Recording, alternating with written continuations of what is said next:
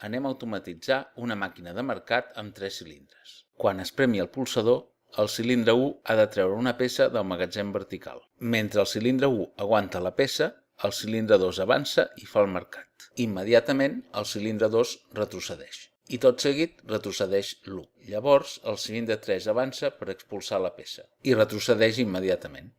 A la propera pulsació, el cicle pot tornar a començar.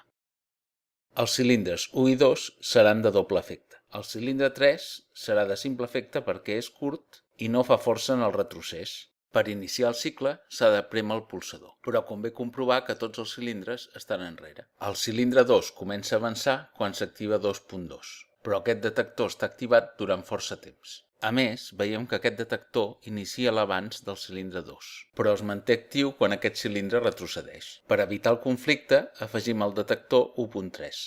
El cilindre 2 comença a retrocedir quan s'activa 2.3. El cilindre 1 comença a retrocedir quan s'activa 1.3, però aquest detector està activat durant força temps. A més, veiem que aquest detector inicia el retrocés del cilindre 1, però es manté actiu quan aquest cilindre avança. Per evitar el conflicte, afegim el detector 2.2.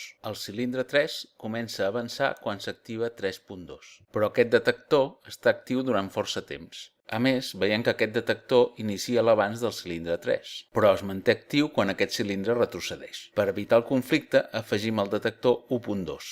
El cilindre 3 comença a retrocedir quan s'activa 3.3.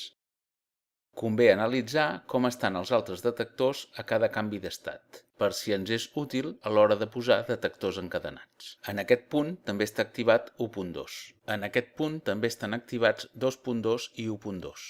En aquest punt també està activat 1.2.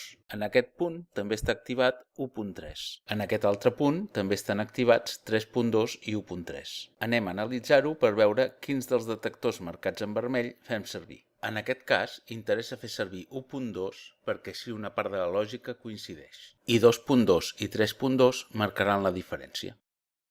El 2.3 només s'activa un cop i durant poc temps, no necessita complements.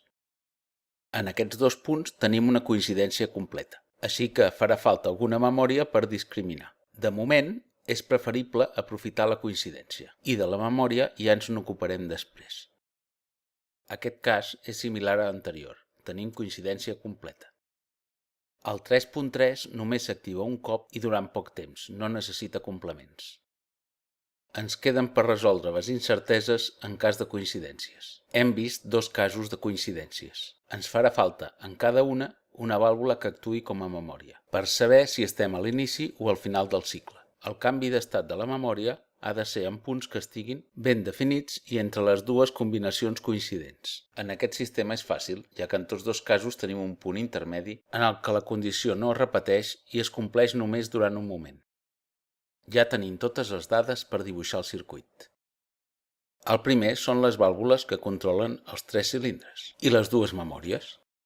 El pulsador fa avançar el cilindre 1.0. El cilindre 1.0 arriba al final i comença a avançar al 2.0. L'activació de 2.3 fa retrocedir el cilindre 2 i commuta les memòries. El cilindre 2 arriba al final i comença a retrocedir l'1.